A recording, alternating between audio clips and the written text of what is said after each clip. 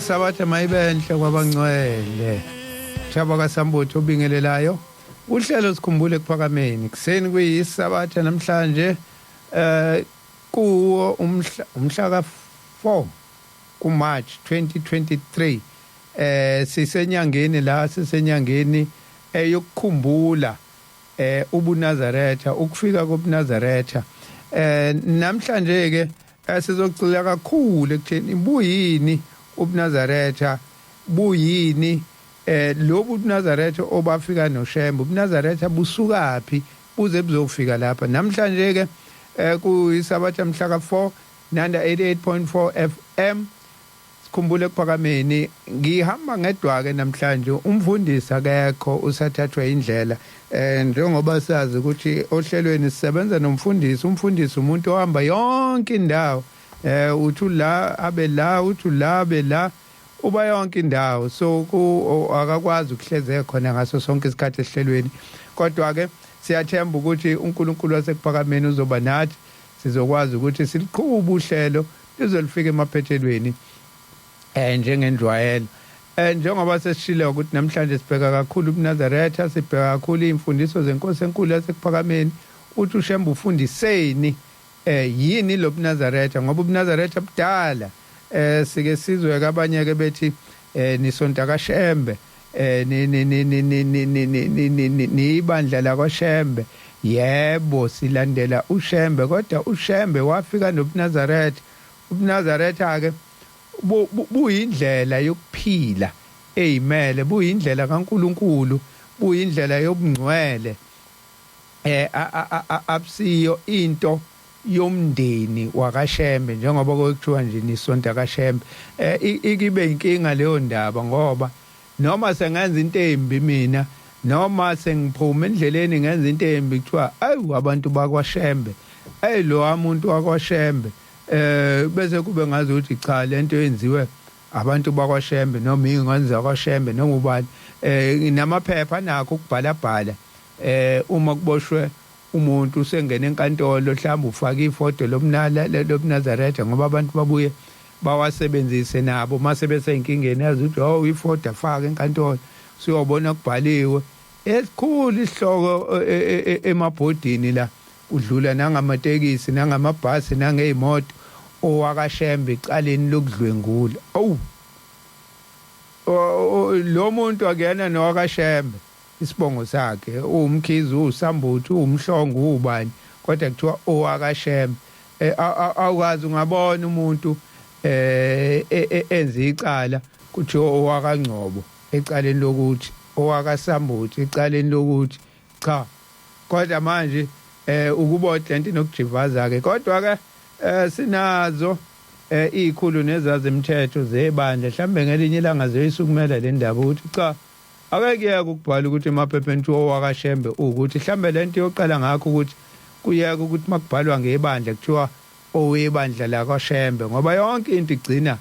isinamathisela uShembe ngodaka izinto esizenza emaceleni gcina seyinamathisela uShembe ngodaka gcina sekungcola igama likaShembe nje ngento uShembe angahlangene naye njoba shileka ukuthi ubuNazaretha njoba sesenyangeni March 10 abaningi ke bathi uKhisimusi wamaNazaretha igama ke lele sesizama ukuthi singalisebenzisi kakhulu igama likaKhisimusi ngoba noKhisimusi sekambe sahamba sathola ukuthi kwawona uyinto engeyinhle ngoba naseBhayibhelini uqobo awutholi uKhisimusi awutholi indawo nje la kukhulunywa khona ngoKhisimusi eBhayibhelini ukuthi uKhisimusi kwawuyinto ethile awukho so uKhisimusi siwuthola usiko nje noma umkhuba nje wabezizwe uthile ababezenzela izinto zabo so ngaleyo ndlela nanokubiza uMarch 10 uKhisimusi wamaNazaretha engathi sekufike esikhathini la sekufanele sibhekisise khona lento yokuthi uMarch 10 uba uMarch 10 nje uyimele ungabusaba ilento obizwa ngathi uKhisimusi wamaNazaretha ngenxa yegama uKhisimusi sike sakhuluma kakhulu nomfundisi umhlongo kade sikhuluma sichaza uKhisimusi ngalo waya Christmas odlule nangalo December sike saphinde sadlula kuyona le ndaba sichaza indaba kaChristmas manje uma nathi maNazaretha sesothi mase senza izinto ezithile bese simbathisa igama likaChristmas ay nabezinye izinkolo asebeqala ukuyibuka le ndaba nasebeqala ukuyibalekela bazoqala babe nenkinga ukuthi awu bathi bona bephuma Christmas thina sasiqala sibiza izinto ekaShembe ngoChristmas ngikho ke kodwa lapho kakhulu ngisendabeni kaMarch 10 lo esibheke kuona ukuthi kwakuzalwa uNazaretha kanjani ungena ngolesihlanu ungolesihlanu angathi ungena ngolesihlanu ngoba uMarch 10 ungolesihlanu okusuke kuusuku amaNazaretha ejabulela ngaloko ukuthi kwaba khona ukufika noma ukufika kwengilosi angazi noma ngizothi ingilosi noma yini kodwa okwafika ngoba ngalelo suku ila kwakhona inkanyezi lesiyibona lapha ekuphakameni masehla ngomgaqo ibonakala kahle mawehla ubheke enzansi le engathi uyeThekwini ngoba mawukhuphuka isuke sesandleni sakho sobunxele uyayiflathela izingabonakala kahle kwase ke emva kwalokho ke kwase kufika uShembe eThekwini kodwa lolo daba ngicabanga ukuthi likaMarch 10 sizolikhuluma kahle ngesabatha elizayo okwamanje sizazubheka nje uNazaretha lobo ngoba sesikhathini la khona kunezimpikiswano eziningi ngalobu uNazaretha abanye bathi kuukuthi abanye bathi kuukuthi abanye bathi kuukuthi kodwa ke ngizocela ukuqala la ngale indaba le eyaxoxwa eyashunyayelwa umfundisi uMadlala ngo 1991 umfundisi uMadlala ngo1991 ngoba le ndaba le izosithatha bese isihola isibeke esikhathini esikuso kunamhlanje ukuthi sikephi la sikhona umfundisi uMadlala bayamaza abanye obe uhambe eselapha ya eNewcastle enomuzi khona eNewcastle umndeni wakhe ukhona namanje lapha eNewcastle umfundisi uMadlala ke ithi le ntshumayelo kamfundisi uMadlala yango 1991 eyayichaza isigameko esenzeke ekuphakameni kwinkosi iLanga sasi sekuphakameni nendlela esonto seyakhiwa yaphela sekumnandi nobaba simbiza ngenkosi sesijwayele kukuhle konke iminyaka eminingi siphila ngezwi ngokungena nje siphile singathandazelwa nokuthandazela kukuhle kuphakameni ngenxa yenkokhelo udumo lukaShilo lulukhulu singacabangi lutho olunye ngaphandle kokungena ezulwini sasingafisi nokuthintwa umuntu ongakhona kwathi ngonyaka othile inkosi sikhulile nami senginezwe ngiliphathisiwe emsebenzini kaShilo inkosi yadabuka kakhulu cisho kuma-60s emva kwalenkonzo yadabuka yaze yahamba emehlweni ethu kwakunguJulayi sibuthene ekuphakameni inkosi yashumayela intshumayelo ende mayelana nokuzithanda kanye nokuthanda uShilo inkosi yenaba ikhuluma ngendlela kaShembe izibeka izindaba ezinhle zokuhamba kwalapha ekuphakameni bantwana basekuphakameni kuhle sazi ukuthi uNazaretha abusile uhlobo lomdlalo noma umdanso kodwa kuukuphila ngezwi likaShilo kodwa ungalenzi ungalinciphisi noma limnandi noma libhlungu ulenze ukuze kupheleni kwezinhlungu ungene ekuphakameni inkosi yakhuluma ngenkathi enkulu yokwanda komNazaretha ezweni lonke emhlabeni wonke ithi ayikho into ezokuba yinhle kwedlula umNazaretha emhlabeni sajabula kakhulu sahalalisa ngoba umuntu omnyama wayengelutho kulezo insuku nomNazaretha buyihlaya nezimfundiso ziziningi ezimbi ngabo sasibona ukuthi sesizoba ngabantu abamukelekayo ezweni sesizohamba ngenkululeko noma siphuma ngaphandle kwelakaZulu kuthe siseneme sambona egqunqu baba wakhala kwaba muncu kwabanzima kwaphela nasozwaneni kithi kasazi ukuthi sizothini senzeni wayivala inkonzo wasithandazisa Ngaleli langa umthandazo wabamude kakhulu unganqamuki. Ngaze ngavula amehlo ngabona ukuthi inkosi sishiye sodwa yaphuma eparadise. Ngabheka koza kwethu nabo base bebhekile. Umfundisi uKhumalo uyena wathi amen. Yavuma inhlangano. Abantu bekubona ukuthi inkosi iye yasishiya bakhala isililo sabasibi. Sacabanga noma kukubi nakithi saphuma sambheka ubaba endlini emhlophe. Samfica akhala amaduku esemaningi. Nezingane zingasangeni lapho ayehleli khona. Sakhala nathi. Sazilahla phambi kwakhe sicela ukuzwa isici nesono sethu. Wayehluleka nokusibheka isikhathi esasingangehora singene endlini emhlophe enosize ekhala esenesilokuzane. Wabe esethi nginosizi inhliziyo yami idabukile ngiyesaba kakhulu okuzokwenzeka emva kwami ngibona igazi ligobhoza lapha ekuphakameni lo muzi uNkulunkulu uzowushiya kube umume wabaphangi nonondindwa neziphingi nabathakathi kuzosala abafile bethi bayaphila uzochitheka lo muzi usizi likhulu lizoba khona emva kwami abantu abezayo abazophenduka ngeke balifune izwi likaShilo ngeke bamlalele nozayo emva kwami abantu bayokholwa ngenxa yemali ngeke balinake izwi laphezulu abanye bazofika nemikhuba yabo amasiko abo bazokwenza indabuko yabo le uShembe ayichitha phakathi kwenu izangoma nabathakathi bayongena ngokuthanda baphume ngokuthanda ababi bayobakhipha abahle lapha ekuphakameni imizi yenu ngibona kumizi imbiza zotshwala kuyo nezangoma zisina emzini yamaNazaretha nidla nilobolisa izingane zenu nabangakholwa ngibona abantu beza ngamandla beza lapha ekholweni bazofika bazi abayovuma ukukhokhelwa abayokulithanda izwi esilibuthile bayofika nokwazi kwabo bahlakaniphe banolimi nemibono nezibonakaliso nani niyothatheka nilahle indlela kaBaba anishiyo kubo ngiyanicela nibafundise abezwayo nibayeka bangafuni isihlungo siya kuzihlungela bayonixosha banikhiphe nasemathempelini enu ningavumi noma sekunjalo nikuphike okungashongo uShembe phakathi kwenu nikwenqabe engikwenqabile bayothi gayani utshwala lumbani amalumbe banibuyisele kokuchithiwe bethi yiyo indlela yokhokho benu bethi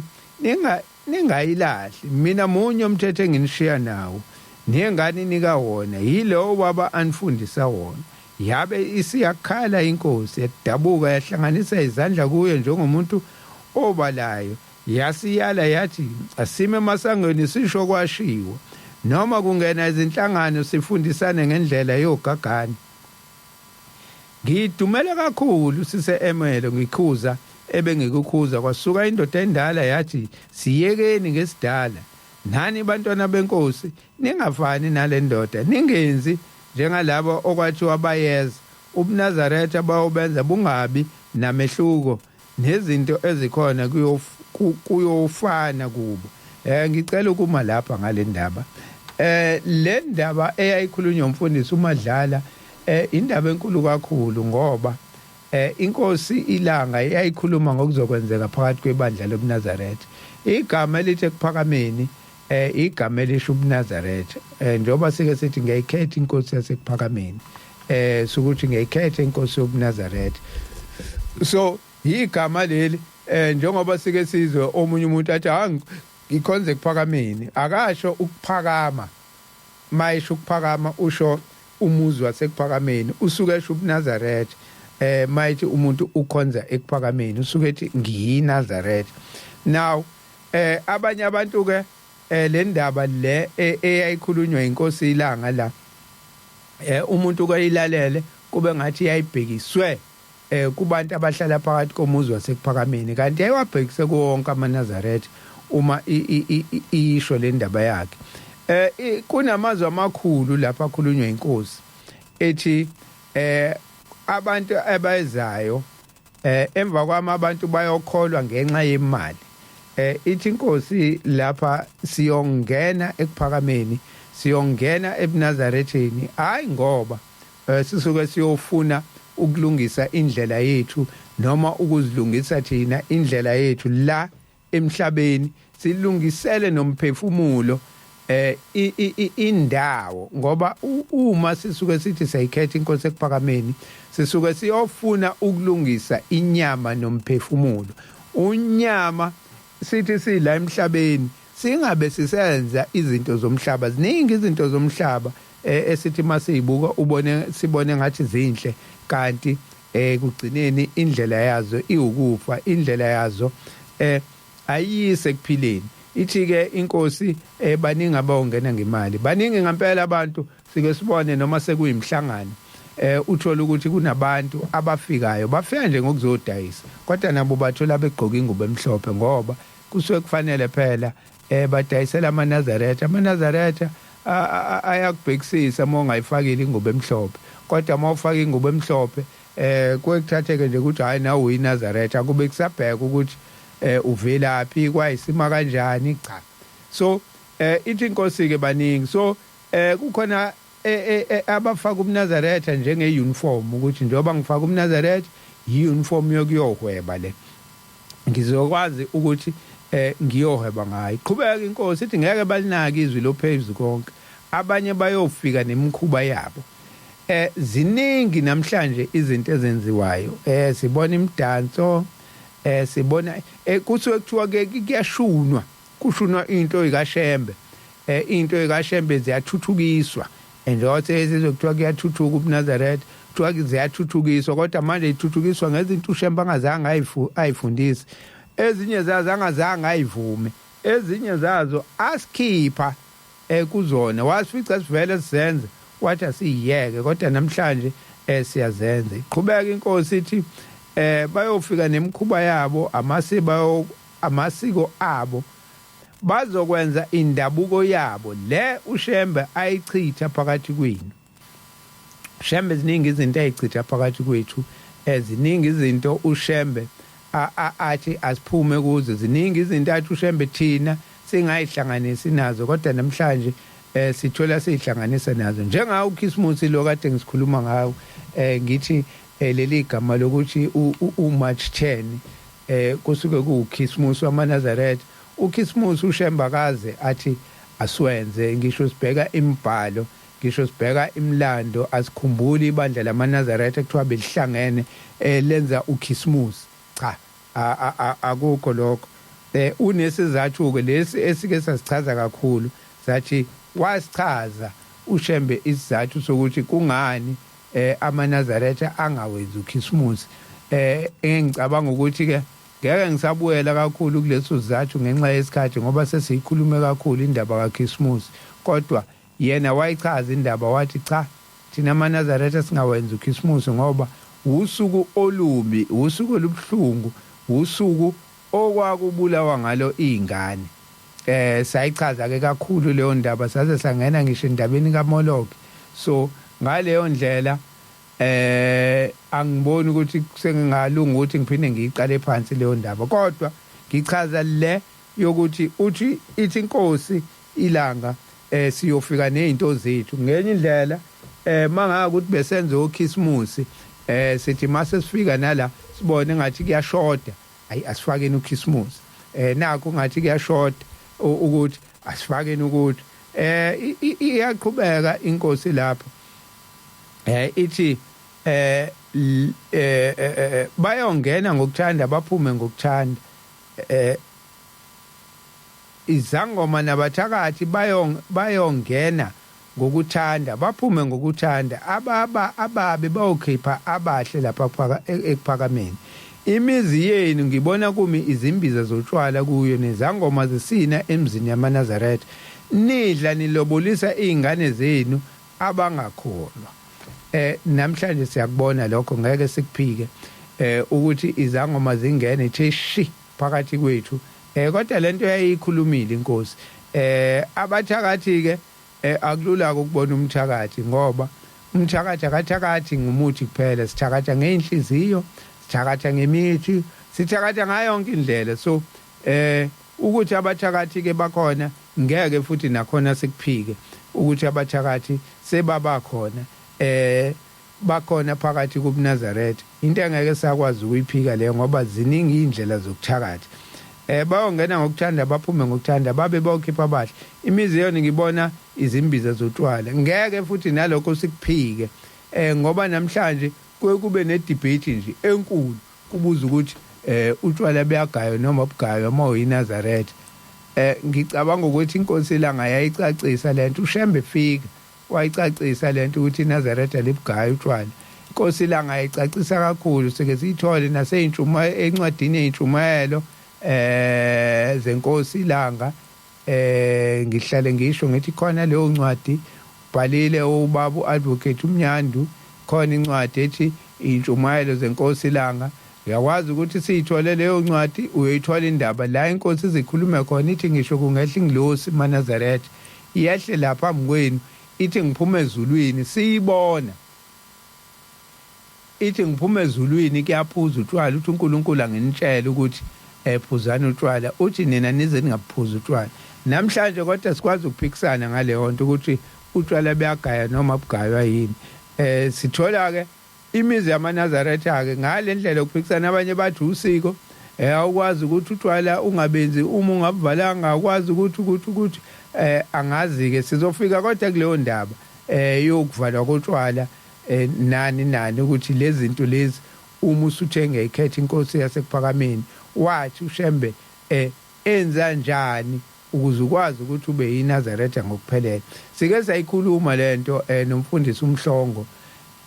yendaba yenkonzo kaMahlukanandlela, kodwa ngoba sengiyiqale la indaba kuzofanele ke siphinde futhi sithi kuyibuyekeza indaba yenkonzo kaMahlukanandlela. Ngibona abantu beza ngamandla beza lapha ekukholweni, bazofika bazi abayokuvuma ukukhokhelwa, abayokulithanda izwi esilibuthile, bayofika nokwazi kwabo bahlakaniphe, banolimo nemibono nezibonakaliso. Namhlanje lento siyayibona kakhulu.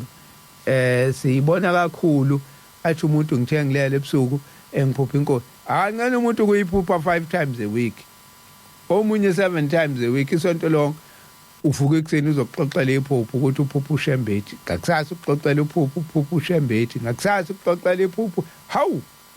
khona umuntu okwazi ukuphupha uShembe cishe zonke izinsuku, ngoba kwenze njani ukhuluma naye zonke izinsuku. Asuke lo muntu hayi ngoba eseyiphupha usephuphile. Akusekhona ukuphupha lokho impela ukuthi uphuphile, ngoba manje uShembe nje wena wedwa nje ukuthanda ngale ndlela ukuthi cishe zonke izinsuku yakuvakashela.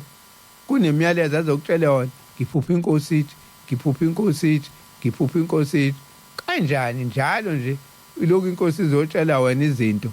Hayi ngeke eNazaretha ezinye izinto zisuke seyidinga nje ukubhekisiswa, siyibhekisisa izinto ukuthi hayi lento engathi khona ukushaya amanzi la. Kwashola ingane sazathi something is not make sure. Something is not make sure la ukuthi inkosi ifika njalo ilokhu izosho into eyodwa. Ngithi ngibheka umkenenezo la kaMadlala esike siudlalela ngaphansi. Angazi namhlanje ubeke kephi kanti kuhle sibuye sithi sikhuluma ube usho nawo kancane la. Manje ngithi ngiyabheka ningixolele eNazaretha anguboni ngazi namhlanje angifakelwanga wona impela usadukile, kodwa ke lethemba ukuthi kuzohamba kuhambe siuthole ukwazi ukuthi ukhale bazoze abalalele bathi hayibo nakho ukuthula ngemuva sizwa lutho cha isimo nje engibhekene naso kodwa ke ngiyethemba solungiseka ngokuhamba kwesikhathi. Abantu ke banezibonakaliso namhlanje sekukholwa ngezibonakaliso. Umuntu ukwazi ukuphatha inkonzo athi ngithengilele ebusuku kwafika ubaba mkhulu kumina uSibanibani wathi ngimgayela utshwala, ngase ngimenzela utshwala, emva kwalokho ngase umfana wami noma mina ngase nguthola umsebenzi, noma emva kwalokho ngase ngiba kwavele kwafika umuntu wavele wanginikeza imoto njengenamoto wathi cha sibanibani ithatha le moto uyisebenzise yongokhela mhlawani imali kwavele kwenze abali izinto ezenzekile kade qeda ukugala utshwala ngaleyo lelo phupho lakhe elimtshela ukuthi agayele lo moya kade ufikile kuyena kwase kwenzeka leyo nto lokho useyakuthatha usefuna ukwenza indlela yobuNazaretha kwenzekile kuyena kodwa wathi uShembe singakwenzi imoya emibi iyakwazi ukufika ingathi siyayikhohlwa lento ukuthi ngisho ufunda iBhayibheli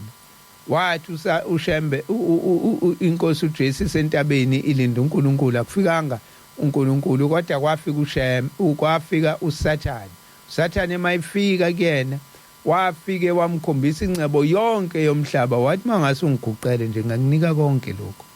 iyakwazi ke nemoya ukufika ufika uzenze umuntu wakini ufika uzenze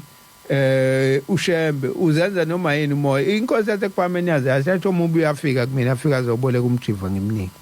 angahlula yini komubi ukufika azenze ukhokho wakho ongamazi vele nawe kodwa afika athi mina ngukhokho wakho usibanibani afika azisho vela umazi nokuthi wayenjani bese ethi ngenzela into ethile bese wena uyahamba uyoguqa njengoba ayishilo lapha entabeni inkosini uJesu wathi ngiguqela ngizokunika konke lokho nangempela uhambe emsamo ufike umguqele umshisele impepho ukhulume naye lo moya bese uyamenzela lokho athi akwakwenzela yona bese yakunika futhi ngempela akuphikiwe ukuthi nawe unamandla okukunika angakunika lento kodwa wathi uShembe lezi zinto singazenzi ithi ke mayiqhubeka ke le ndaba nani niyothatheka niyilahle indlela kaBaba anishiye kubo ngiyanicela nibafundise abezwayo nibayeke abangafuni isihlungo siyakuzihlungela inkosi ke la ibeka icaca indaba ukuthi kukhona abantu abavele befika nezinhloso zabo ishilo iyathi bayokholelwa imali umuntu ukoze ngebhizinisi ngaba ukudayisa kungaba ukuhlola kungaba ukwelapha kungaba inoma yini uma ibhizinisi lakhe lele afike ngalo eBnazaretheni ezolenza kutholakala ukuthi sekunezimfundiso zikaShembe ezithanda ukuphambana nebhizinisi lakhe vele ngeke aze ayivume imfundiso zikaShembe ngoba zimphambi kwemali ngaso sonke isikhathi lo muntu elakhe ivangeli lizobe liphikisana nelikaShembe ngoba elikaShembe liphikisa ibhizinisi ngakho ke kufaneleke yena ngaso sonke isikhathi athi uma enza leli lakhe ibhizinisi bese ephikisa elikaShembe uma elikaShembe lizoma phambi kwemali yakhe sikhona lapha ya ku Facebook page inanda 88.4 FM sikhona ku Facebook page sikhumbule kuphakameni umlaleli angabheka ngakhona ungashiya khona umyalezo sikhona futhi ku WhatsApp 068 764 9969 068 764 9969 uzokwazi ukuthi ushare imiyalezo na lapho ku Facebook page wethu ngithi angisheshe ngisho nje umlaleli ngoba sikhuluma size sikhohle kutholakala ukuthi baningi abantu bafuna ukushiya umyalezo asikwazi ukuthi sishiye imiyalezo kule ndaba kade ngiyifunda ke eyakhulunywa umfundisi uMadlala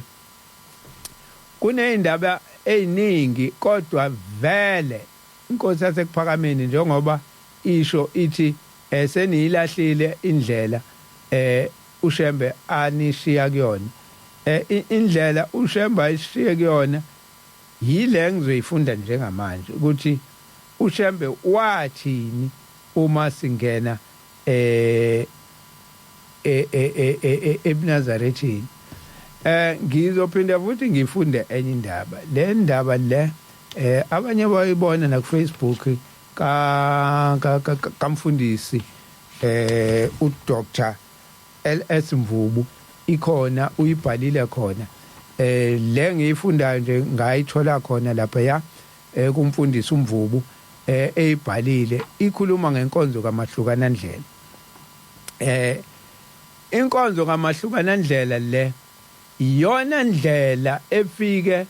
ihlukanise umNazaretha nomuntu ongesiyo umNazaretha emndenini kakhulukazi hayi emphakathini kuyayicacela inkinga ifika ibe semndenini ngoba uma usuthe ngiyayikhetha inkosi yasekuphakameni kuba khona izinto bese kuthiwa hayi lezi ezomndeni hayi lezi usiko leli lokhu okwasekhaya kufanele kwenzeke kanje hayi lokhu kwakuthi bese kuba khona lokho kuphambana nje okube khona ekhaya bese kuba naleyo nkinga ukuthi kunezinto eseyiphambana nomNazaretha njengoba umNazaretha sithi sihlabelelo umthandazweni wesabatha uverse 3 namhla wenze izivumelwano noJehova uNkulunkulu wakho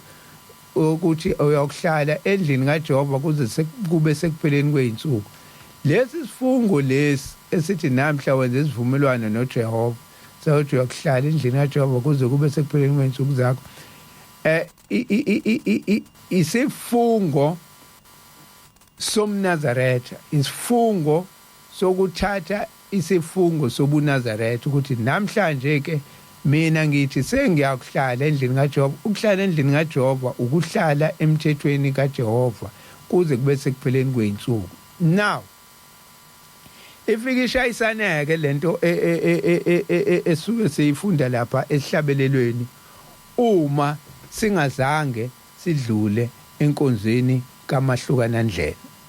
kakhulukazi mina engithe ngiyayikhetha inkosi yasekuphakameni namhlanje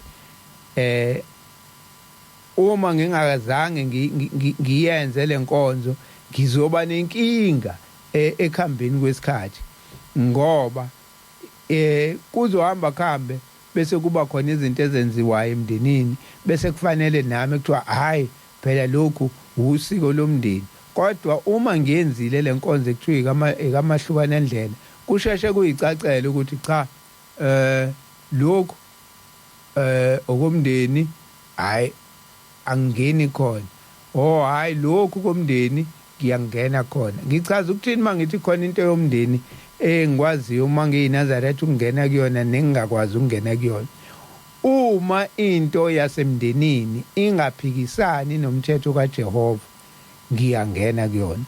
uma ingaphikisani nomthetho wobuNazaretha ngiyangena kuyona kodwa uma iphikisani nomthetho wobuNazaretha angikwazi ukungena kuyona ngoba mina ngenze isifungo sokuthi ngiyakuhlala endlini kaJehova kuze kube sekupheleni kweinsuku zami uma sengingena ke kuyo yonke into uShembe angikhipha kuyona nengathi mina ngiyayikhetha inkosi yasekuphakameni ngoba sengibona ukuthi lezi zinto lezi engikuzona zingisize ngalutho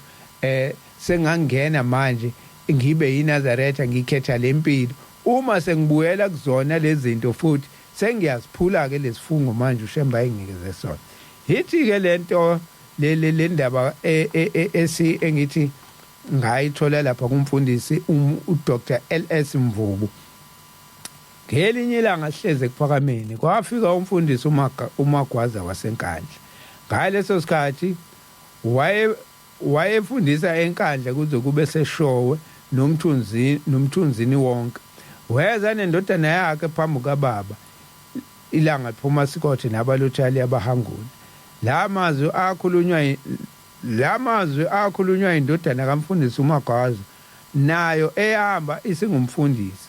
nganginenkinga ngingabatholi abantwana sengineminyaka emithathu ngiganiwe umkami esekhaya naye engaphathekile kahle emzimbeni egula waphoqeka ukuba eze kimi wakhononda umndeni ubaba ongizalayo weza wazongibika enkosini yathumela ukuba ngilandwe ngafika konke kwakusekusha isanda kuhlala naye. Iyabuza inkosi, uneminyaka emingaki? Aphendula ubaba, ngingugodongwane ibutho nkosi. Oh, ngiyakubona, uyindoda ekhulile impela, uhlushwa yini pho? Ubaba wathini konje Magwaza uma nithatha le ndlela kaShembe? Nina abantu bakaZulu ninezifungo enazenza, nina namakhosi eni, kuhambe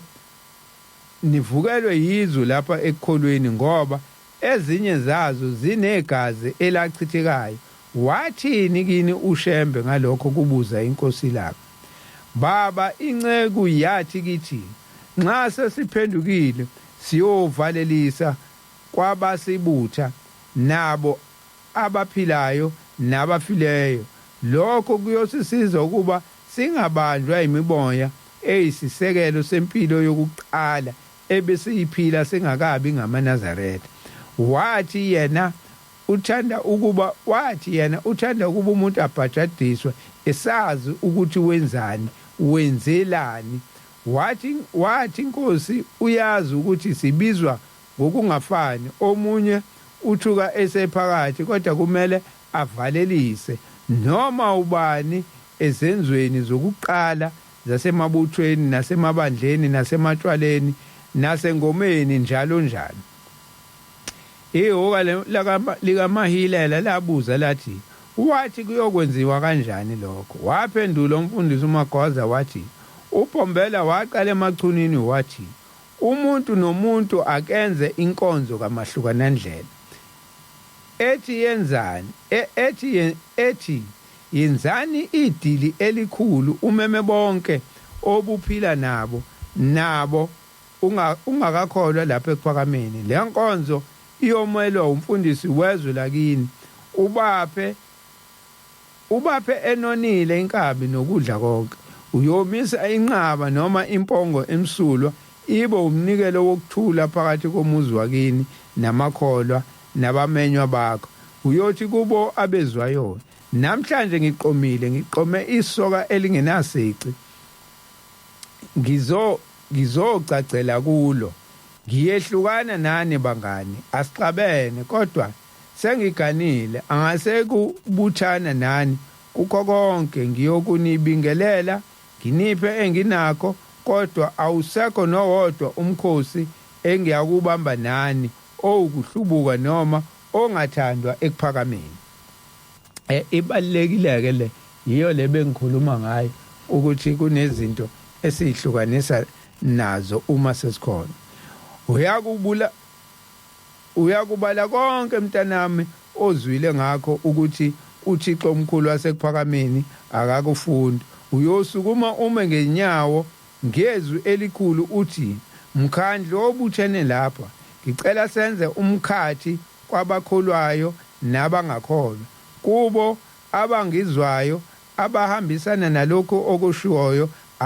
abacheme nami sakhe umbimbi, ababuyela kwesokunene, abangakuzwa engushoyo ababuyela kwesokhohlo. Lokhu uyokwenza emva kwende inkonzo kamfundisi nezikhonzi zakhe zabesilisa nabesifazane, bonke sebefakazile ngalendlela, beveza ubuhle bayo ngethuba labo lokufakaza. Uyoqala lo mkhosi, kuyothi mabehlukana uyobe usuthi, inkosi namuhla khanda ugange kwabafileyo bami nabaphilayo, kube ongale nongale. Ababi abangalizwa izwi lakho, benze bangabe besangibona, benze bangangivukeli kubo abafile bakithi nabasekhaya komami, nakubo abangani nengima nabo ezinkundleni zokuhlangana ngezigaba zonke zokuphila. Ngifihle mina nomndeni wami okuvumayo, usembese ngomsa wakho. Niyoyihlaba lenqama noma lempongo ngokomthetho wasekuphakameni, ushisa amanoni kubo impepho enhle, bayodla abantu bahambe. Amakholwa nabakuzwayo bayokwenza unkatho ngomthandazo ninikele nonke izibani nizihambise ekuphakameni uyobe sewuqala ubahlawulela abafileyo abaphilayo bakhethe inkosi ngokomthetho lokhu kuyokuba okwezizukulwane zonke eziphendukwayo ukube ningaqhubekiswa oyihlo benu abasekulahlweni ayikho inkokhelo ngesono sokulahlwa phakade kuyothi uma ukwenzile lokhu mntanami ngempumelelo kwatholakala ukuthi uyihlo noma unyoko uwele kwabangafuneki endleleni yokuhamba kwakho uThixo yokunika ingilosi eyoba isihlobo sakho eyovala isikhala sokulahlekelwa kwakho laba ababe bekulahlekele liyosulwa igama lakho kubo usizo labo nokuhlubuka kwabo ngeke kube yisisindo kuwe inkosi yabe seyithuma ugodongwane ukuba aye ekhaya ngoba indodana yakhe yayelekwe izinhliziyo zamabutho ayeviva nawo engakakhola bayamkhalela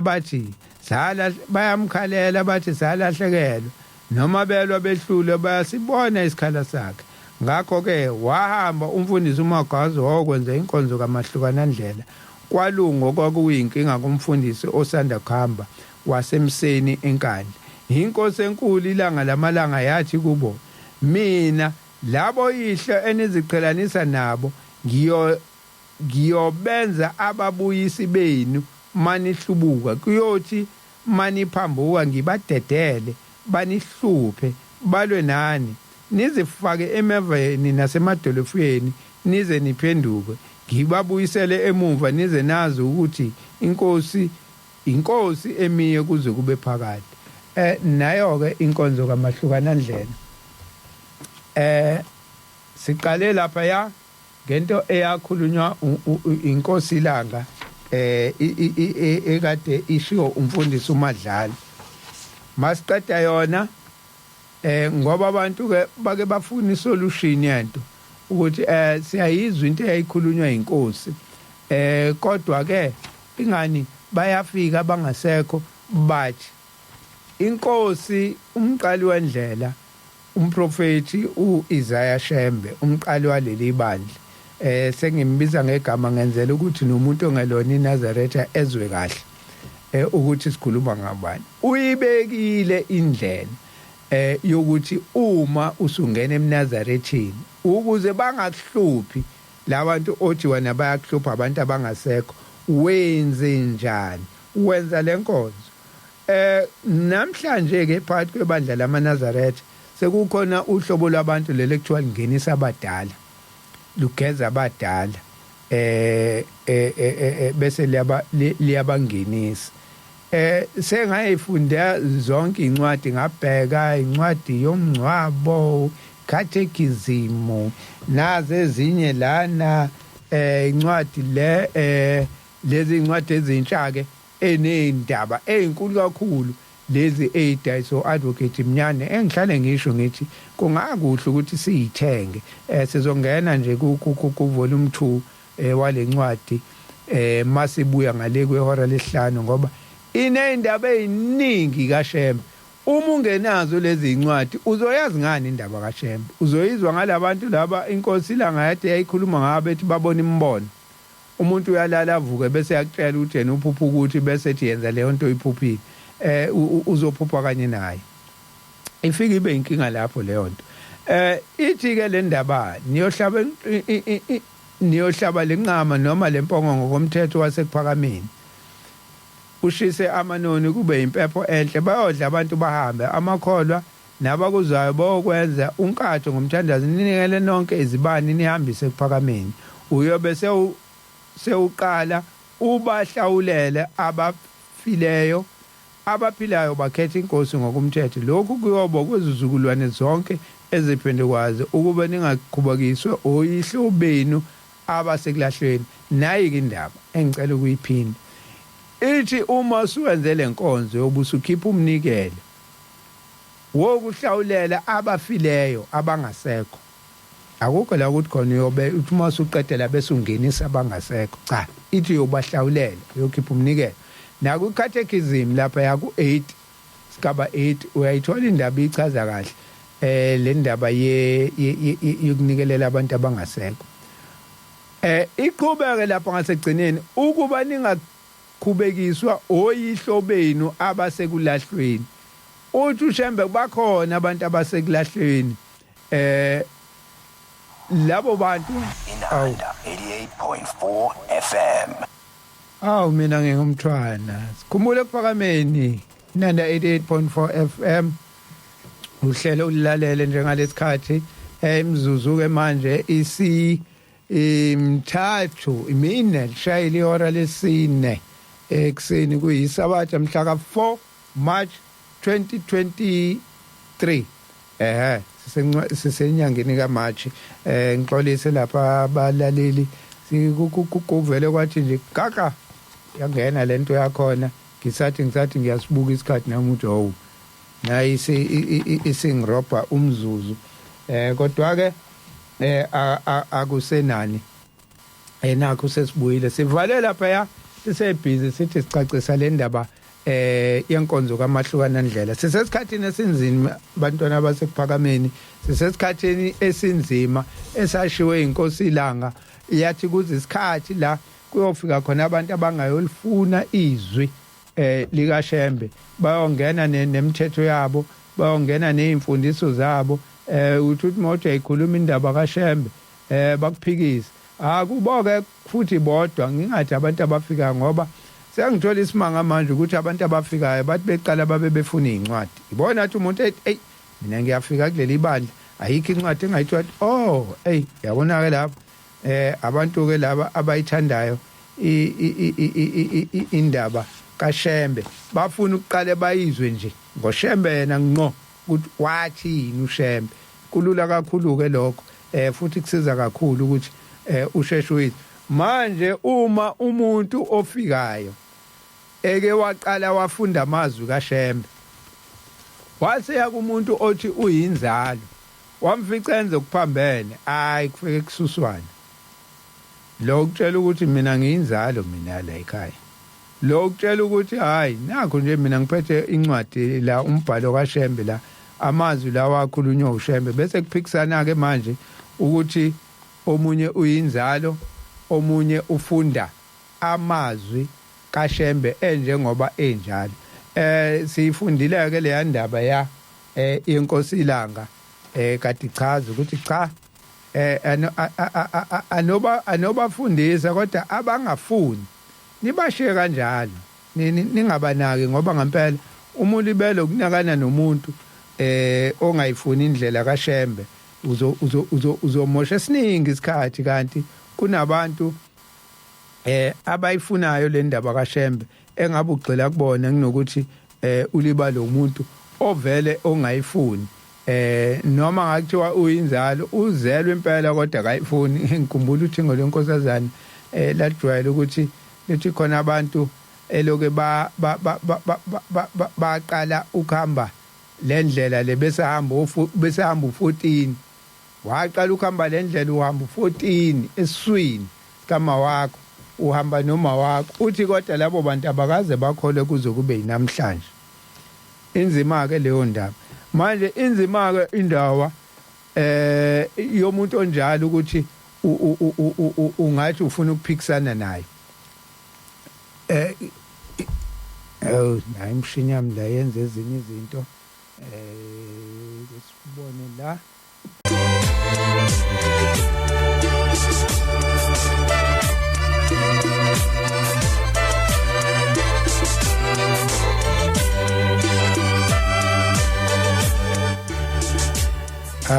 bantwana benkosi isixolise kene emshini ethi buyibe nezinto zayo nje kodwa ke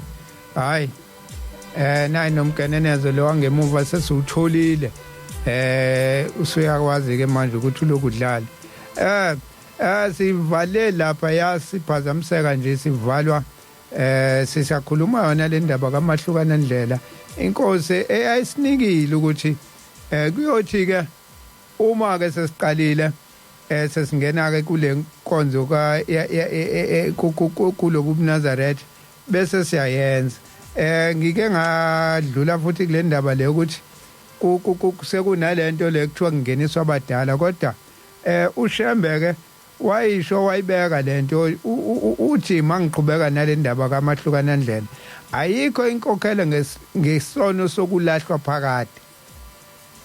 kuyothi uma ukwenzile lokhu umntanami ngempumelelo kuyotholakala ukuthi uyihlo noma unyoko uwele kwabangafuneki endleleni yokuhamba kwakho uThixo uyakunika ingilosi eyoba isihlobo sakhe eyovala isikhala sokulahlekela kwakho yilaba bayobe bekulahlekele liyosuswa igama lakho kubo ake ngiyiphinde inkwanzo kaMahlukanandlela le ngiyiphindela le ndaba le ukuthi khona into eyokulanda abantu abangasekho thungenisa abantu abangasekho asikaze lento ngiyithole ke mina mhlambe uma ngoba angasheshi ngikuphikise kanti uzokwazi ukuthi unginikeze la uShembe eyibhale khona ukuthi lento yokungenisa abadala yenziwa kanje nakho inkosi yasekuphakameni iyayibhala la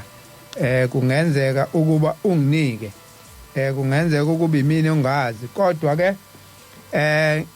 ngizocela ukuthi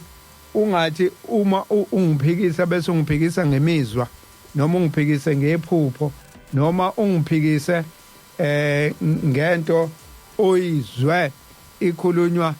ugobela wakho noma ubani ungiphikise ngento ekuthiwa yakhulunywa uShembe noma ebhalwe uShembe ezincwadi mina esengiyifundile angiyitholi ndawo le yokungenisa abadala kunokuthi ngithola indaba yokungenisa abadala ngithola inkonzo yembali ngithola inkonzo eyenzelwa umuntu ongasekho osuke kwenzela ukuthi lo muntu ahambe kahle endleleni yakhe uma limbambile ithuna uNkulunkulu azamkhumbule ithuna lize limdedele ngazi lokho mina inkonzo yembali leyo ukuthi uyabalanda ubangenise hayi angiyazi kodwa ke ngila ake ngiyiphinde lento ngiyiphinde mhlambe izophinda izwakale kahle ngoba izwakalanga yingakho ngithe namhlanje ngifuna ukuthi siyibuyekeze lenkonzo kaMahlukanandlela ngoba seseke zakhuluma naye ngayo nomfundisi ake ngiphinde lamazwi ayikho inkokhelo ngesono sokulahlwa phakade kuyothi uma ukwenzile lokhu mntanami ngempumelelo kwatholakala ukuthi uyihlo noma unyoko okuzalayo uwele kwabangafuneki endleleni yokuhamba kwakho ngifunda kancane ngifuna izwakale kahle kwatholakala ukuthi uyihlo noma unyoko uwele kwabangafuneki endleleni yokuhamba kwakho kukhona abantu abangafuneki kulokhu kuhamba kobuNazaretha manje uma uthi uyobalanda wena uthi wenzela obani kanti wenzela labantu abangafuneki vele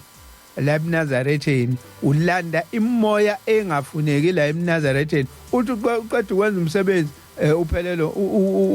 uphelelo umsebenzi nginqika nemoto kwenzeka isige esithile ekhaya ulande abantu abangafuneki ukuthi bebekuzala kodwa uma bewele kulabo abangafuneki ithi inkosi yasekuphakameni ayikho inkokhelo ngesono sokulahlwa okuphakade so kukhona abantu abanalokulahlwa okuphakade ithi kuzokwenzekalani ke la hey uThixo uyakukunika ingilosi eyoba isihlobo sakho eyovala isikhala sokulahlekela kwakho ilaba abayobe bekulahlekele liyosulwa igama lakho kubo angiyiphinde futhi le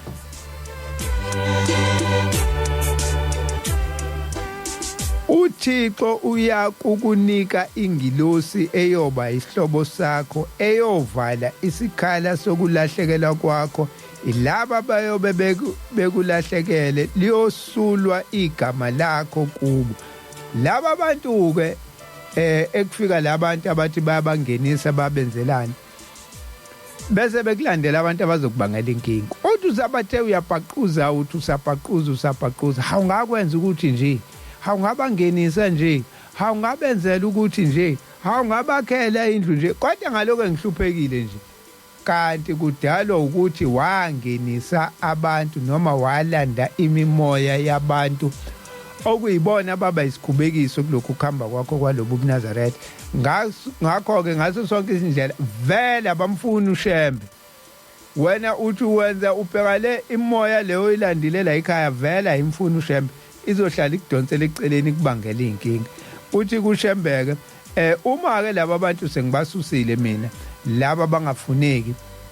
ngiyobe sengikunika ingilosi ezovala isikhala sabo iyona ke lengilosi awukwazi ingilosi ukuthi la ekhaya uma sekunengilosi bese uthi wena uzohlabela ingilosi uzoyenzela umsebenzi cha ubone ngani ukuthi ushembe labantu laba ubani abasusile wasekunikeza ingilosi ngoba ingilosi zaziwa wuyi manje masuloku ubhizi indaba yengilosi siyayazi lapha ya endabeni kaSamson kuManowa ukuthi yafika ingilosi kumkaManowa yagcina naye uManowa eseyibonile isithi mayithi yahamba uthi uManowa hawu ima kancane umuntu wenkosi sike hlabele nanti izinyane lembuzi ithi ingilosi cha mina ngihlatshelwa mina ngenzela umhlatshelo mina umhlatshelo kaJehova yaseyithatha yase ihlatshwa leyo mbuzi yasiyenziwa umnikelo kaJehova yakhomba kwasukela ngabe lomlilo yasha umusi wanyukela ezulwini kuNkulunkulu so iyona into eyenzakalayo ke leyo ukuthi umhlabelo kubo kaNkulunkulu akwakwazi ukushembe ethi esekunikeza ingilosi wena uqala phansi uyehlabela vele lento izobanga inkinga egcineni ke ngiyazi ke into engiyikhulumile ukuthi lento engiyikhulumayo iba nama debate kodwa njengoba ngishilo ngathi angasho ukuthi ngishilo ngifundile amazwi eNkosilanga yathi kukhona abayofika nezimfundiso zabo bengayifuni lezi imfundiso kaShembe bayofika nokwazi kwabo bayofika nezibonakaliso labo bantu ke vele abamfuna uShembe ngikhuluma nje njengoba ngikhuluma ngimanje kumanje la emoyeni bathukuthele baganunu wabo abasafuna ukuthi lo muntu uyabhede lo muntu ukuthi cha mina awekho amazwi ami engiwashoyo ayikho into esho uThabo kaSambuthi uThabo uthatha amazwi kaShembe uwafunda enjengoba enjalo kukwena ukuthi wena uyawamukela noma uwamukeli noma uyawaphikisa noma uwaphikisa kodwa ungaphikisi mina ngithatha into engiyifundile ngase ngisho into engenzeka la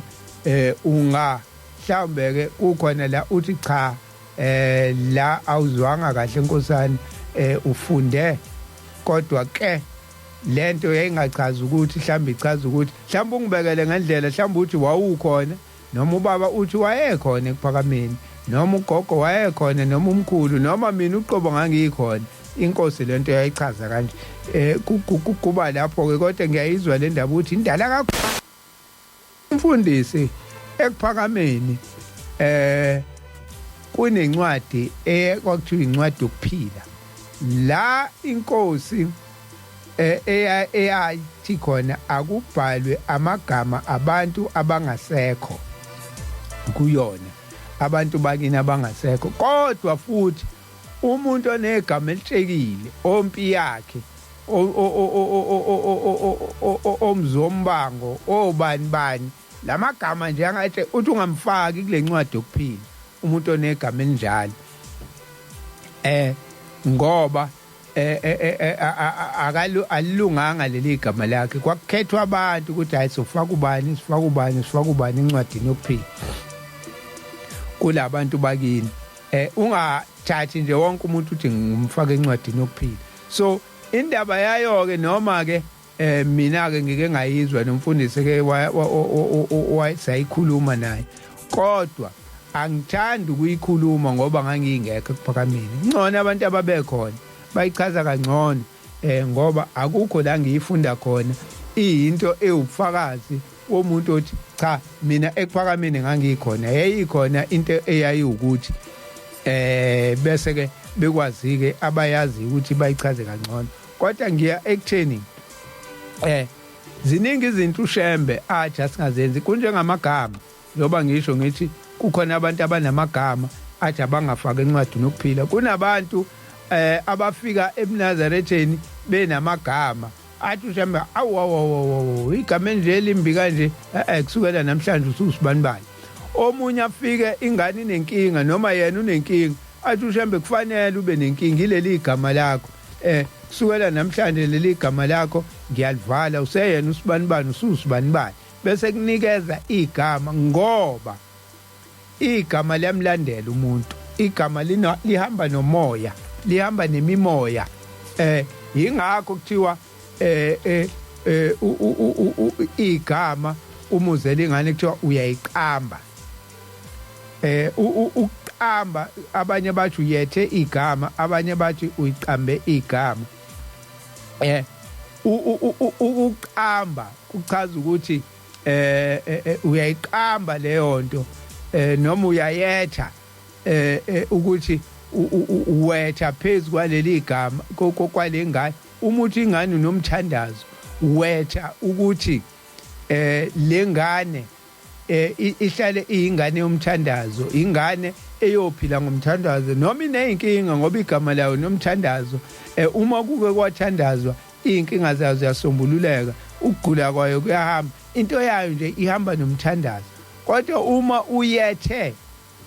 phezulu kwengane wabeka igama eliyisici sizohamba sihambe lesici siyilandele uma sesiyilandela ke lesici sekuyiwa kubantu abahlolayo kuyiwa kwezinyangeni kuyiwaphi umuntu kanti umuntu akanalutho umoya waleli gama elethiwe phezulu kwakhe ilona leli gama eselimbangela inkinga ngoba ukwetha umuntu ngegama eliyisici noma elingelihle ngikubeke kanjalo kwenza kube nemimoya ethile emthandayo nemlandelayo ingakho kuShembe ngavuma amagama abheke eceleni impela ungamane uze uqanjwe igama lesilungu ongcono ubizwe ngegama lesilungu libane livalwe lelezulu mali yisici ngoba umoya walo uzohamba uhambe ukuhluphe uma ungakuhluphanga wena uyohlupha nezingane zakho ngoba kokwaba negama elithile ingakho ke kule ncwadi lekuthiwa incwadi yokuphila kwakuthiwa umuntu onegama eliyisici azangafakwa kuyona ama details ayo ke angeke mina ngikwazi ukungena kuona kodwa sengenzela ukuthi nomlaleli ulalele ngenye imini aphinde asikhumbuze athi hayibo akakhuluma ngendaba ukuthi kunencwadi ekuthiwa incwadi yokuphila phela anisichazeleni ukuthi nisikhumbuze uma nakho sesiyilibala leyo ndaba yencwadi yokuphila esengike ngayithinta ngoba izinto lezi ezibalekile ukuthi siyithinta Shembe ke mayifika kagcinanga ngalezi zinto engiyibalayo engithi inkonzo kaMahlukana Ndlela yilokho akusho kunezinto athi singazidli athi singazenzi ngoba hayi ngoba mayethi uShembe asingayidli ingulube kwakuwukuthi mhlambe ingulube akayithandi noma khona into yena okuzomsiza ngalo wayisuke enzela thina ukuthi ithina ngoba umoya asithi umoya wengulube uma umuntu udla into engahlambulukile njengengulube ingulube ithanda into engcolile ingulube inomoya ongahlambulukile inomoya okuthanda into inobunuku uma udla into enobunuku nawe ugcina usuyinuku ugcina wenza izinto eziwubunuku ugcina wenza izinto eziwubudlapha ugcina ungayithandi ugcina ungathandi ngisho ukugeza ungathandi ngoba ingulube ithanda ukungcola nawe ugcina usuthanda ukungcola usuthanda ukwenza izinto ezingasile ngoba unesilwane esingasile osidlayo umoya waso uhleli kuwena izinto ke lezi awukwazi ukuthi uma uyiNazaretha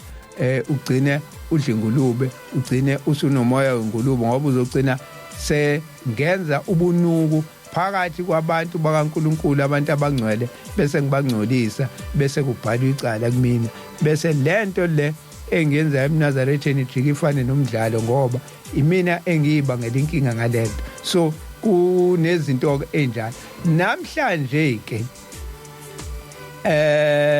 kunempikiswano okuthiwa inkukhu iyadliwa inkukhu ayidliwa inkukhu iyadliwa inkukhu ayidliwa kodwa ke uShembe ukubhalile phansi ukuthi inkukhu isima kanjani mhlambe sofika khona ngoba kukhona kule ncwadi le engithe sodlula kuyona ivolume 2 indaba ka Isaiah Shembe umqulu wesibili naye ngiyiphethe ngesandla sengibuka isikhathi nje manje ukuthi isikhathi sethu sesithanda ungabi sihle kahle ziningi izinto futhi ngizolo ngiyibalula ukuthi uShembe mayithi asingakwenza ukuthi kunendaba la kunendaba kule ncwadi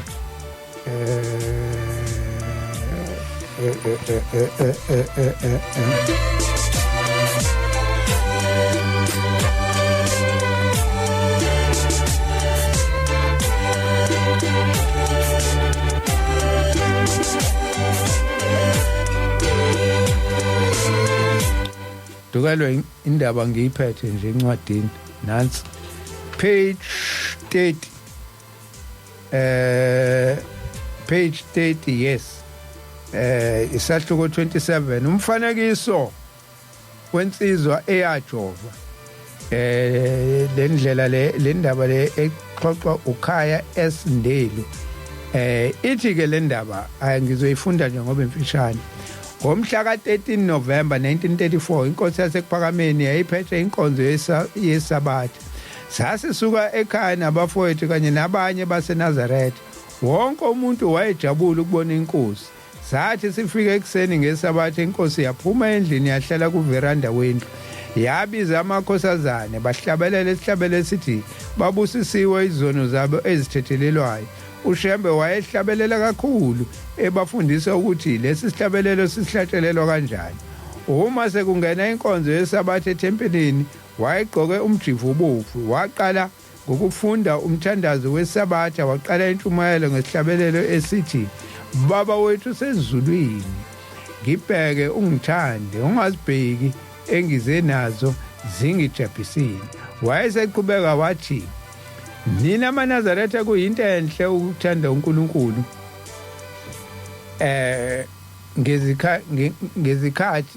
ngenkathi nisesemhlabeni kwakukhona insizwa esencane yebandla laseSheshi eyimthanda kakhulu uJesu Kristu konke okwakwenziwa uJesu ehambe ezintabeni nasezindaweni zonke kwenza inhliziyo yalensizwa ukuba ithokoze kakhulu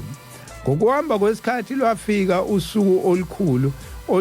olufika kuwo wonke umuntu oyikholwa nongesilo kwathi uma eshiya lo mhlaba inhliziyo yakhe yagijima yaye ezweni elingcwele ayekade elisebenzela uma efika esangweni wathola izinsizwa ezazifake imijiva emhlophe zinezinwele ezinde zazinomusa zivulela abantu esangweni zambuza lezi zinsizwa ukuthi uyapi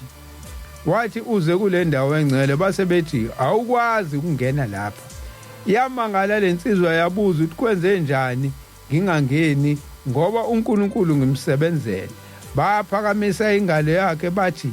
awukwazi ukungena lapha ngoba ujovile abantu abajovile abangeni lapha manje lensizwa yangazi ukuthi izokwenzenjani yase izokuhlabelela okumnandi inkosi enkulu umthetheleli waqhamuka evela ngasempumalanga weza kancane ehamba nesixuku emafini behlabelela isihlabelelo esithi sifuna indlela yokuya ekhaya kuJehova inkosi yethu umdali wezulu weza kuye wafika wamphakamisa ingalo yakhe wamgeza lapha ajova khona wamngenisa endaweni engcwele ngikhuluma le ndaba le sike sakhuluma nomfundisi kakhulu kade kunalesikhathi impela kade kubhilitiwe la kuthiwa abantu abajova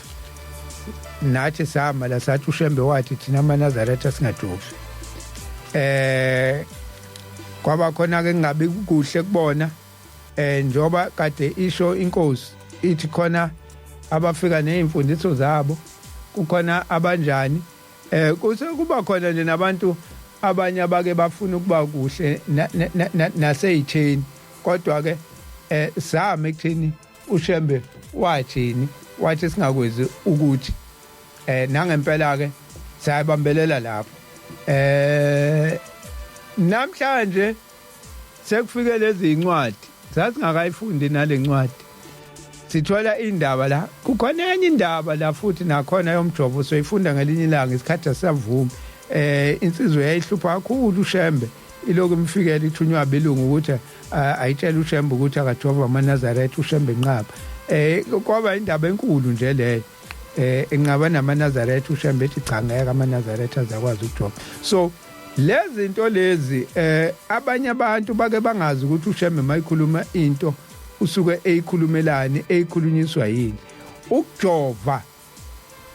into ebalekile yokuqala ngakho ukuthatha nje umjovo ufaka umjovo egazini uyazini ukuthi ufakwini into esake sayibuza sinomfundisi komunye umhlangano esasikuwona kuthiwa asigqugquzele amakholo ukuthi awajovele ukhuvete sase siyayisho le ndaba ukuthi cha thina uShembe wayesifundise ukuthi singajovi kodwa ke asiphikisani ke nokuthi ke nithi asijove nayi ke into esicelayo sicela nisazise ama ingredients alomjovo mangithi ama ingredients ngichaza ukuthi izithako zawo ukuze sizokwazi ukuthi ngoba njengoba uShembe athi kunezinto thina esiyidlayo nesingazidli into efakwe la ayiphambani yini nento athi uShembe singayenzi asiphikisani nani hayi kunalokho ukuthi basiphendule basitshele ukuthi umjovo ufakweni angazi noma sasikhuluma nabo bethunyiwe ukuthi abayogqugquzela ukuthi bagqugquzele abazohamba bayogqugquzela emabanjeni ongabafundisi abashumayeli obani kwathola ukuthi ayi bathi cha kukhona abanye esizonixhumanisa nabo kube yibona abazonichazela ngoba nathi asinalo ulwazi kahle ibona ke sebeyonichazela bese kuba niyayazi ke le ndaba salinda kwaze kwaba yileyo ndaba azange sixhunyaniswe namuntu yagcina indaba iphelele lapho ngikephi la ngikhona nale ndaba njengoba uShembe wayikhuluma le ndaba le yalensizwa yasesheshi eyathi mayisefile yasimisela ukuthi ijovini ngisekutheni imjovo noma angiyibeke ngesingisi kakhulu ngoba ilento kade kuthiwa ivaccine kunodokotela abayichazayo ukuthi ifakweni ila sike sithole khona ukuthi ifakwe ngisho imbungu ngiyacabanga ukuthi abantu bayazi lento ekuthiwa imbungu ama-fetus ifakwe izicubu zawo izicubu zabantu ngenye indlela angithi kunezicubu zabantu ezifakwe la uma ke kuthathwe isicubu kumuntu ongasekho ofile sase sifakwa la ngase ngijova ngaso ayizongibangela ngiyabuza mina ngiwumNazaretha kusasa ayizongibangela yini lento ukuthi sekuyaqamba sekuthiwa senginemimoya kanti vele mina ngafaka inyama yomuntu kumina angihlukile nomuntu odli inyama yomuntu ongasekho odla inyama yomuntu awuzongivukela yini lo muntu ngiyabuza ngoba phela ebandleni namhlanje sekunane ifundiso ukuthi uthi cha uShembe wathi kuthiwa hayi nina nikhohlwa into eyodwa phela ukuthi uShembe wayengayanga esikoleni kwawukuthi kodwa sithi mase siyabheka hayi lento eyayishiwo uShembe la iyawakho umqondo ukuthi kwakufanele lento singayenzi mase amaNazaretha ngeenkinga esithi mase yibona futhi naye eyisobala nje ukuthi uShembe wayishilo wathi uma senza ukuthi kuzoba ukuthi so asingakwenzi lokho namhlanje siba nenkinga la wathi uShembe amakhanda angagundwa kade ngikhuluma nomunye uthisha principal yakwesinye seyikole ngikolunye uhlelo nje ekade lihleliwe ukuthi siyokhuluma le ndaba yokugundiswa kwezingane zamaNazaretha uthi inkinga lento yamaNazaretha siyazi ukuthi awagundi kodwa kufika umzali athi umzali kuthina cha ingane principal ngigundile ngihambile ngayonikela ngayocela ukuthi igunde angikwazi ukunikela ukugunda la kuleli bali uthi usukhona uyakwazi ukuthi ihambe yonikela acela ukuthi igunde uthi ke manje uma sithi thina izingane ayigunde esikoleni sithatha information esinikezwe amaNazaretha athi amaNazaretha kunomnikelo wokugunda so ukuze izingane zifane zibe uniform esikoleni fanele ihlale zinezinelo ezincane and lapho thina sazi ukuthi amaNazaretha anayo indlela yokugunda okuwukuthi ayanikela bese ayogunda sizwa ngawo hayi ukuthi lento siyisusele emakhaya now uma sebengasagundi thina sikubona njengabantu abamarebheli abalwisana nomthetho yesikole ingakho kuze kusuke lento ngithi mina cha umuntu osho lokho unephutha awukho umnikelo wokugunda angikwazi mhlawumbe abanye bazophinde bangicorrect futhi bathi cha ukhona umnikelo wokugunda ukuthi ngihambe ngiyocela ngithi ngicela ukugunda ngibe nginalo ilungelo lokuthi ngingagundi ngizothi ngicela ukugundelana so ziningi ke izinto ngendlela engangizwe ezike iqhamuka seyisho abantu engashiwonga uShembe kodwa abantu bathi zivela kuShembe ngeke ke ngiphike kakhulu mhlawumbe ke asekhona amathempeli abashumayeli noma ngoba nobuNazaretha sebuhlukene buyinhlangothi eziningi mhlambe khona enye infection yobuNazaretha ethi yona cha abantu abafisa ukugunda abeze bazonikela ukuze bakwazi ukuthi bathole isibusiso sokuyogunda so izinto eziningi lezi engithi ezinye izinto kufanele sikwazi ukuthi siyimele ezasho uShembe ungahambi uthi ingoba eziningi ke izifundiswa ezike iqhamuke nezinto ke manje zithi cha phela ubaba omkhulu ningakhohlwa ukuthi wayengayile esikoleni bese zenze ngazuthi ilanga lalile esikoleni ingakho la ishintsha abathi lezasho ngoba ilanga yonke into ivela ikhonjwe kulona abantwana benkosi ngenxa yesikhathi ngicela ukuya lapha ku social media nangoba buhlongwane eNewland East uthi baba Sambothi inkinga enkulu indaba yokungenisa abantu abadala enziwa amaNazaretha uthola ngisho abagcotshwa abeluleka abantu ngokufaka abantu abadala abanye bahweba ngegama likaShembe bakhokhisa abantu itshe lemali incwadi ikhuluma ngayo volume 2 imalini ngiyafisa ukuba nayo i275 baba uhlongwane uvolume 1 u200 rand khona uvolume 1 khona uvolume 2 nango uWanda Hlongwa uWanda sorry Wanda Hlophe nakho ngathi into sesithi silungile yaqala phansi manje sibuyisele emuva yathula no ayisekhona ngibingelele Thabo ngilalele siyabonga uWanda Hlophe kwaSanti siyabonga Wanda kuvukekile nakuWanda namhlanje ake siqalaze lapha ku Facebook page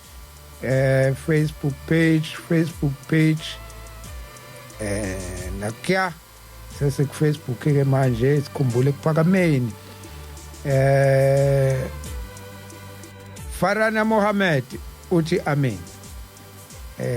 indalo yami mdlalose amen impela baba mfundisi siyaludinga ulwazi kakhulukazi thina esiphenduke sesibadala siyabonga Nelisiwe Ngcobo siyabonga baba Sambothi impela ulwazi luyikho konke Farana Mohammed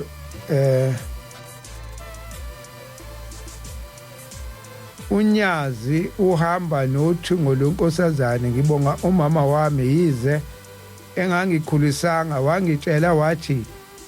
nginesiphiwo esifana nesakhe kodwa yena wahlulwa indaba yebhishu ingakho ngokwazi ngiqhubeka nomama wami kwabalula kimi ukwazi iqiniso ngixolise Mohammed la angiboni kahle ukuthi kuthini siyamkhize awuvuleki ulive listing ku Interstate yenanda FM ngike ngasho ngathi kuneyinkinga nami ngike ngathi njengoba kuyikwa nesikhashana nje kade sidlala ingoma zizama ukuqondisa ukuthile la nangu futhi Farana Mohammed likhona izulu omnyama nozulu omhlophe izibongo zicishe zifana Henry angikwazi ukulalela uhlelo bukhoma ngoba kune error 404 icela nilungise impela Henry nami ngiyabona kuke kwanenkinga impela nangala kumina kwanobuhicihici ngani inkinga impela bheka intshangase uthi ngilalele manqoba mancamncane ubuthelezi Mr Sangibothi ngibingelele kulisabathi sengivukile noma kunobuhicihici nje kodwa ngizawulinda awu siyabonga kwabakwazi ukuthi basibekezelele balinde noma kunobuhicihici kokumdunge naye ukhona usilalele usandile ngwane naye ukhona Pulse Adonis ukhona Thembi Mkhize ukhona Siyamani Myeni ukhona ake sibheke lapha kwinanda 88.4 ukuthi T1 khona T1 kwinanda 88.4 isikhathi siyabaleka indaba ziningi nanda 88.4 FM T1 kwinanda nakho khona uVM Mzimela ngiyambona Zimele ecele waseTafelkop mina sabathe ayibenhle kwabangcwele VM Mzimela uthi amen imzamo sikwacabhuleni mina sabathe ayibenhle kwabangcwele Mr Samboti ngilalela ngila at 15 Nkonka Road kwamancinza at 320 kodwa ekhaya kusendwedwe emaphepheteni kwesenkosi ugwala hawu siyabonga lapho sikwacabhuleni wena hlezi sinawe Thokozani Freedom Msimango indlebe ngoba ngiyibekile kuphela hayi ngiyathemba namanje usayibekile indlebe mancamncam nangethi morning Mr Sambot kuzwakala singenaye umfundisi namhlanje impela ngibikile zisuka ngathi umfundisi akekho namhlanje umfundisi kunohambo olusamthathile njengomfundisi imsebenzi eminingi ngiyathemba ukuthi inkosi mayivumile ngesabathe elizayo sobe sinaye sesophuma ke manje singakaphumi nje eziningi izinto ebengifisa ukukhuluma ngazo athi uShemba Zenzi ngisho nangokuhamba kwenyawo ngisho nangaze angisele sezivala nje ngayo le inwele ngoba iyona kade ngikhuluma ngayo ukuthi kuthiwa asigundi asikwazi ukugunda ngenxa eyokuthi inwele zinomsebenzi yazi inwele ngisho nomuntu ongelona iNazaretha uyazazi inwele ukuthi zinomsebenzi siyazi ukuthi ngisho ebusuku ngisho uhamba moke kunento eyingozi uzwa ngazi inwele kuqala athi umuntu engivele ngazokushwaqa ikhanda engakaboni lutho mhlambe bese kuvele kuqhamuka umuntu esikhaleni kodwa into eqale yenzeka kuvele kwashwaqa ekhanda inwele zase ziyaqala zisuke sezimtshela ukuthi khona into ekhona la eduze okunye ungayiboni kodwa noma ungayibonanga inwele zisuke sezikutshelile ukuthi kukhona into ekhona kukhona into ela eduzane nje basop so ngaleyo ndlela ukubaleka kweinwele kukhulu kumuntu omnyama inwele zilento ekuthiwa i-aerial sihlale sikuchaza lokho ukuthi inwele zilento ekuthiwa i-aerial zama sense ngisho umzimba wonke njengoba uneziboya wonke umzimba ingoba zisuke zisensa zithatha imiyalezo emvelweni ziyifake ngaphakathi kumuntu ziyise emqondweni ingqondo yakho itshelwa amasensa lawa semzimbeni kuyabanda manje kuyashisa manje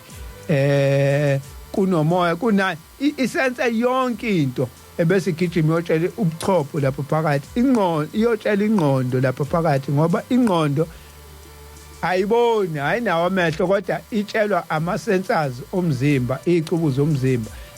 imithambo ethile nemisipho ethile esuke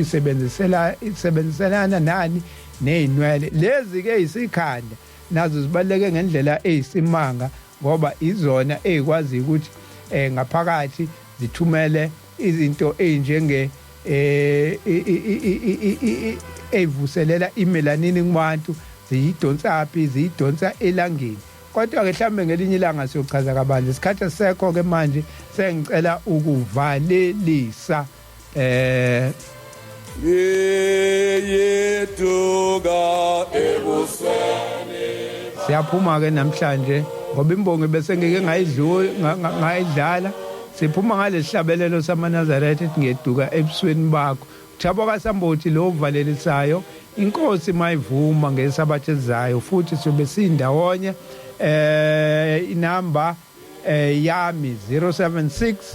054 3833 ikhona lapha ku Facebook page sikhumbule kuphakameni mfundisi JS Mhlongo umthole enambeni 060 613 1515 060 613 1515 inkosi yomusa mayivuma ngesabatha ezayo soba sindawonye inkosi nibusise